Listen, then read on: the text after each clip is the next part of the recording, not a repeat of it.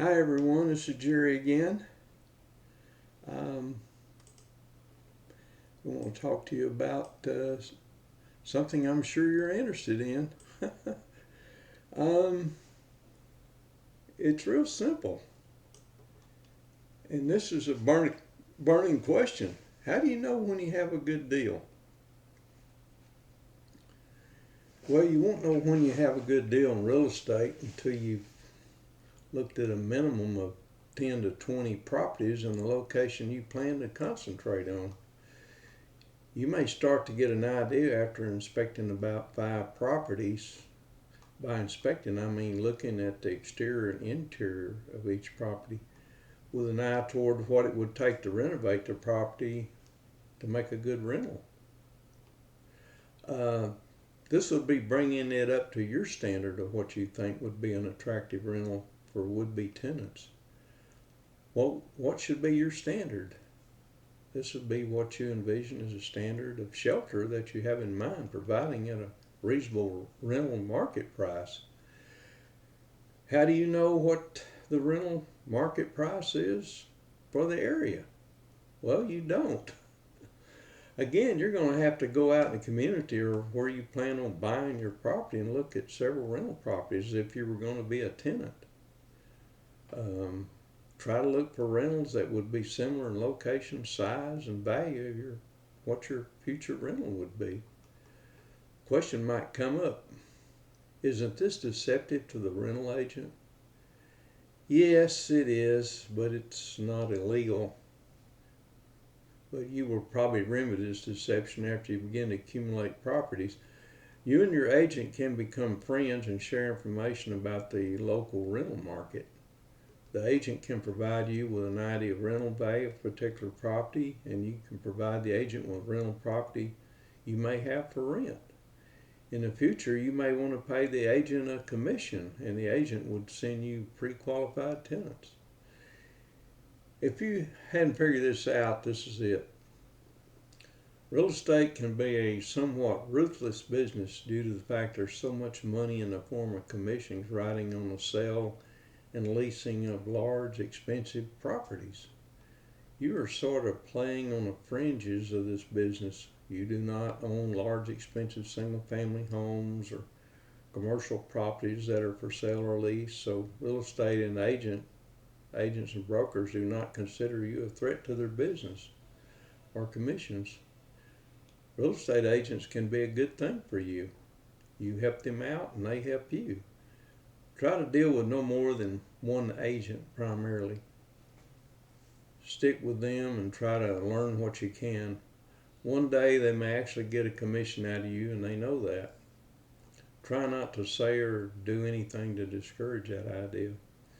Remember, they're in business full time to make a living earning commissions, and you're there for a different reason: investment, appreciation on your investment, and accumulation of income producing single family homes. Now, the answer to the question, do I have a good deal or not? Well, you have some of the elements to provide the answer, but not all of them yet. You should have the first two elements.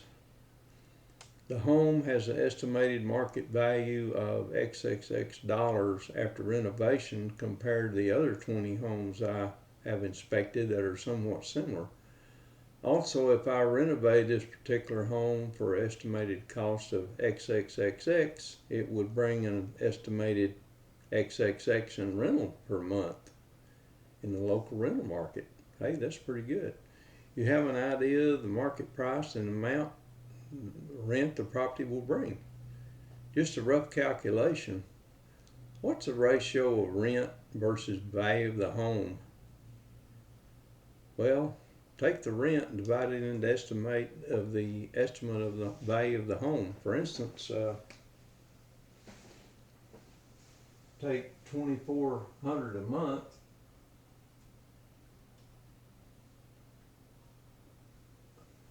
$2,400 a month, and how do we get to the times 100?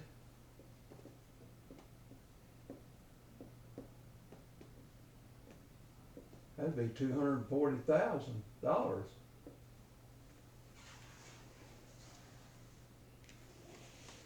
Well, how'd you get there?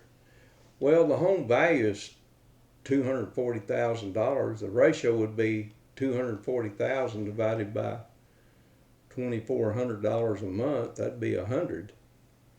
That's a so-called rent to value ratio. The value of the home is 100 times rent, or $2,400 a month times 100 is 240,000. This is about average, but as I discussed earlier, this range can vary from 60 to 120. The ratio is normally higher on more expensive homes and lower on lower priced homes.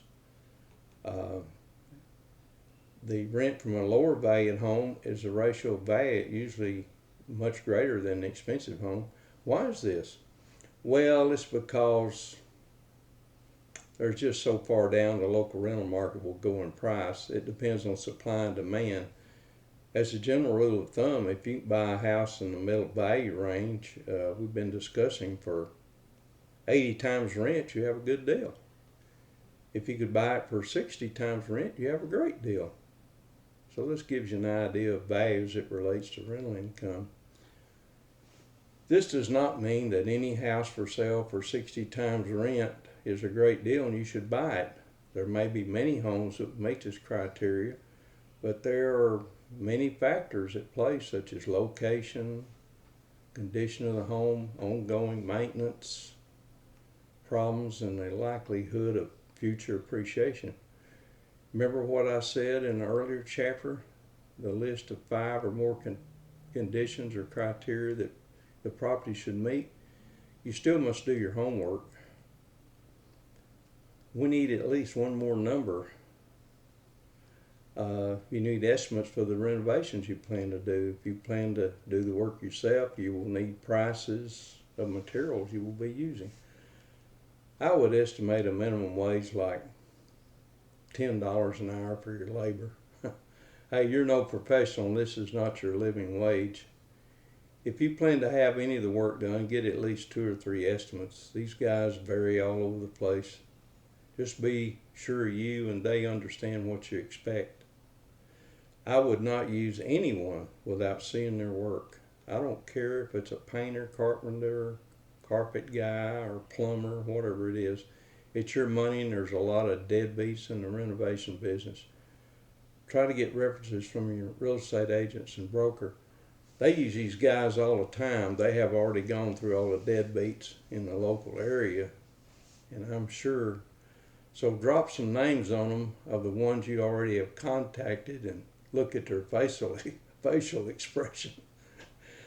Once you have an estimate of materials and labor to renovate the property, you will need to subtract this amount from the market value you estimated in earlier discussion. Remember the $240,000. As you recall, we estimated the value of the home with renovations already accomplished, so we could arrive at a new market rent. For example, $240,000 minus $27,000 for renovation equal $213,000.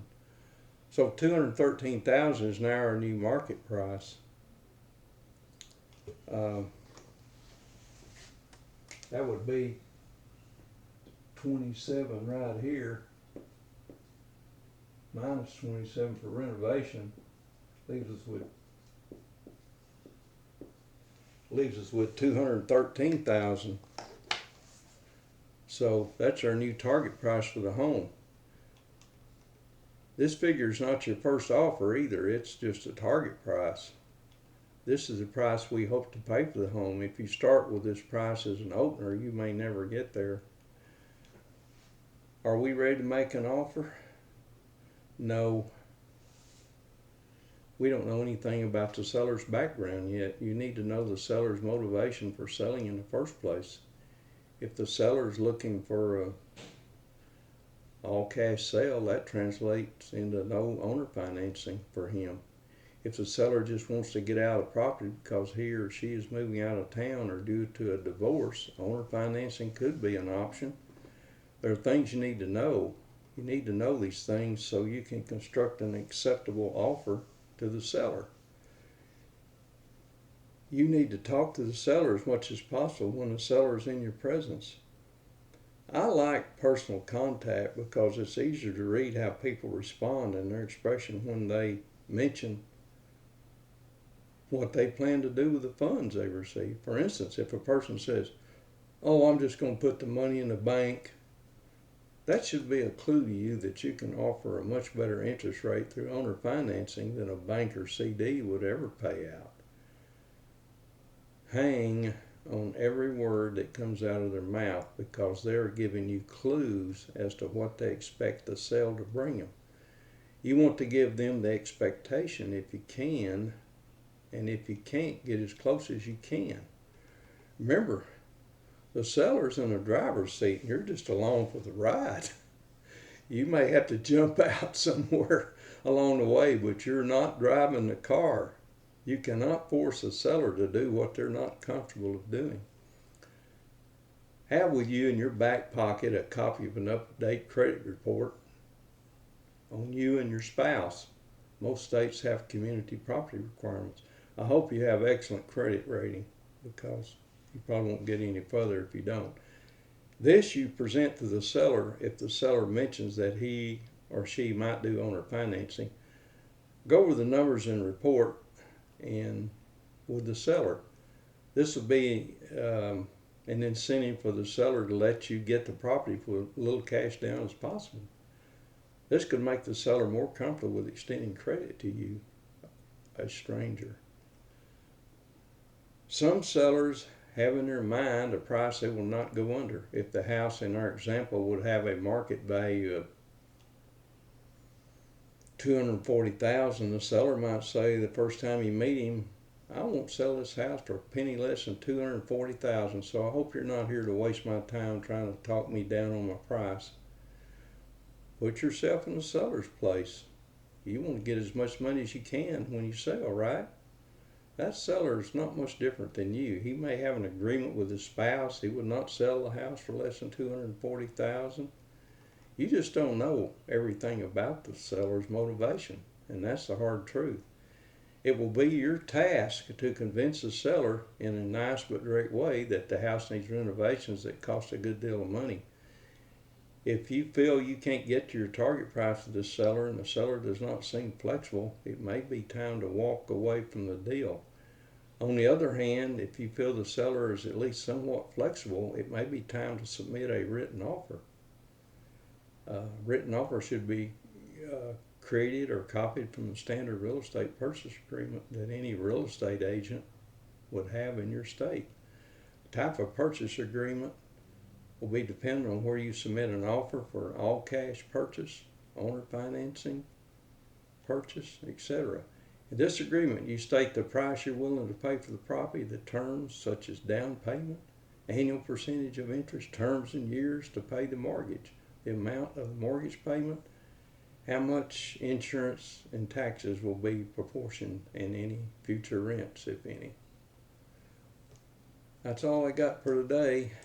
So see you next time. Bye.